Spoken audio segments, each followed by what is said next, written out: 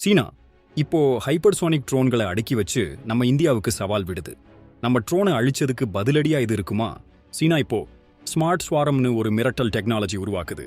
ஒரே நேரத்தில் நிறைய ஹைப்பர்சோனிக் ட்ரோன்கள் ஒன்று சேர்ந்து தாக்குற மாதிரி ஒரு நெட்வொர்க். ஒலியை விட 5 மடங்கு வேகம். ரேடாருக்கு கூட பிடிபடாது. இது அமெரிக்காவுக்கு எதிராக தொடங்கினாலும் இந்தியாவுக்கு இப்போ பெரிய கவலை. நம்ம ஊரு பாகிஸ்தானோட ட்ரோனை அழிச்சதுக்கு சீனாவோட பதிலடியா இதை பார்க்குறாங்க. இந்த ஸ்மார்ட் ஸ்வாரம் ட்ரோன்கள் ஒவ்வொன்றும் அணு ஆயுதம் கூட ஏத்தி தாக்கக்கூடியவை. சீனாவோட இந்த டெக்னாலஜி நம்ம இந்தியாவோட எதிர்கால போர் தயாரிப்புக்கு பெரிய சவால். ஆனா நம்ம இந்தியாவும் சும்மா இல்ல.